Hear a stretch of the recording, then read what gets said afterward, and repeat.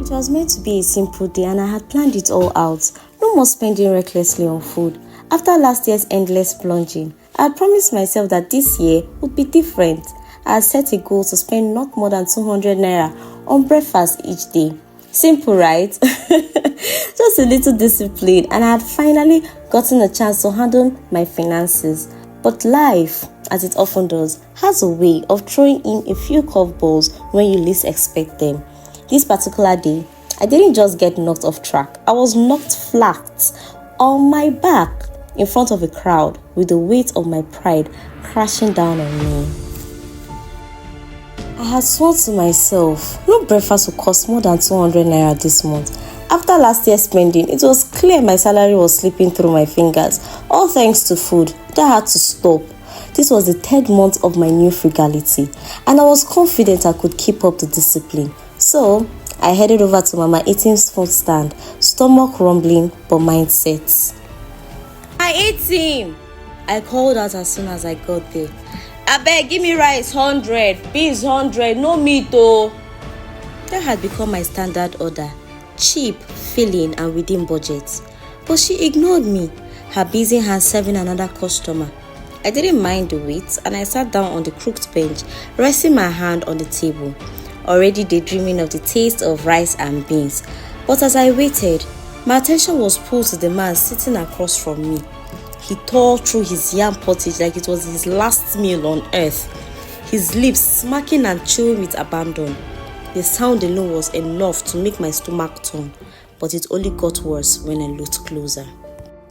His hands were filthy, black dirt germ deep under his fingernails, skin dry and cracked with white lines, almost like he had some skin allergy. I shivered, then he grinned, exposing a row of teeth so yellowed and clotted in plague that I almost recoiled.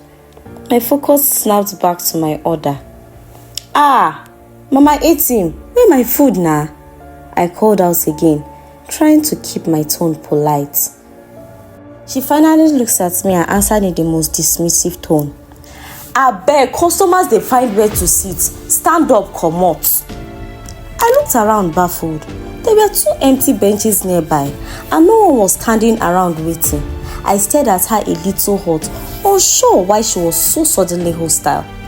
She meanwhile dished out 2 plates of beans, waving flies away from the pot, then handed the plates to her assistant Itoro, who quietly left off to deliver them. Just as I was trying to wrap my head around her cold treatment, Mama Etim stomped over to me, grabbed my arm and yanked me off the bench. I stumbled, trying to catch my balance, but tripped and fell to the ground, scraping my knee against a rough, unforgiving floor. The pain hit me sharp and fast, and then I noticed a thin trail of blood trickling down my calf, staining my worn-out shoes. As I stood there, shaking with a mix of anger and shock, I heard people around me murmuring, some even chastising her, but she didn't care. She waved them off, snapping. I tell am before say I no go sell anything for 100 naira. She no dey hear word. So that was it. She was sick of my tiny orders. Sure, she had told me not to come back before, but she said it so many times that I assumed she didn't mean it, until now, apparently. Humiliated, I brushed the death off myself, ignoring the whispers around me. But before I could take a step, I felt a hand grab my wrist. I turned around, and there he was, that dirty man who had sat across from me earlier, staring with that same unsettling grin. Baby, come make I buy you food, he said, voice hoarse and slimy. His hand was so rough it could peel my skin. It felt like sandpaper. I looked up, and his eyes were practically glued to my chest, making no attempt to hide his intentions. If you do me good, I go do you good, he muttered, that awful tongue of his dangling in the most disturbing way. Anger bubbled up in me, and without thinking, I slapped him across the face. The sharp sound echoed, followed by a chorus of gasps. He clenched his teeth, furious, and then shoved me with all his strength. I fell hard on my back, landing with a heavy thud on the ground, For a split second, I prayed the cracking sound I heard was just in my head. But as I checked myself, I realized with horror that it wasn't my bones, it was my gown, ripped clean down the middle of my back. I sat there frozen, my face burning with embarrassment. I wanted nothing more than for the ground to open up and swallow me whole. The crowd around me began murmuring again, some scolding the man, others pitying me. I couldn't even lift my head. Then through my shame and tears, I felt a heavy cloth drape over my shoulders, warm and comforting. I looked up and I saw Fejiro, his face soft with concern. "Get up," he said gently. The tears I had been holding back spilled over and I collapsed into his arms, sobbing, letting out all the humiliation, the hurt, the frustration behind me. I could hear the man defending himself to the crowd. "I just want help. Now wetin I do wrong?" I barely heard the scolding voices telling him off, some blaming me, others calling him out. It was all a blur. All I could think of was getting away.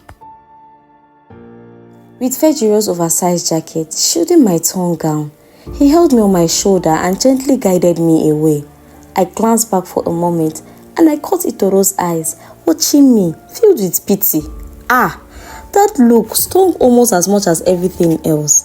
I couldn't bear the pity. I kept my head down and let Fejiro lead me back to the office. As we walked in silence, I reflected on how life sometimes throws you down when you least expect it. But every once in a while, someone is there to help you up even when you feel like you can't even face anyone.